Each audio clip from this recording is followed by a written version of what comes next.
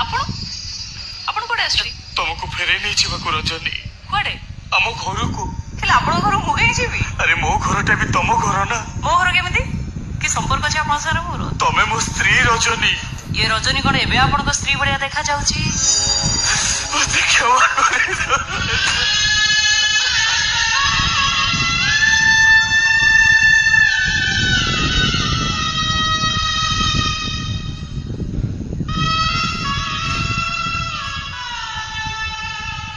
ସେଦିନ କଣ ଆପଣ ମତେ କ୍ଷମା କରିଥିଲେ?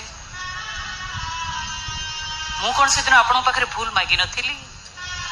ତା ଛଡା ମୁଁ ସଂସାର ତ୍ୟାଗ କରି ଆଶ୍ରମ ବାସିନୀ ହେଇସାରିବା ପରେ ପୁଣି ଥରେ ସଂସାର ଭିତରକୁ ଫେରିଯିବି କେମିତି? ଆପଣ ଫେରିଯାଆନ୍ତୁ ମୋହନ ବାବୁ, ବରଂ ଆଉ କାହାକୁ ବାହା ହେଇ ପୁଣି ଥରେ ସଂସାର ବସେଇ ନେବେ। ନା ଆପଣଙ୍କ ଉପରେ ଅଛି ମୋର ରାଗ, ରୋଷ, ଅଭିମାନ,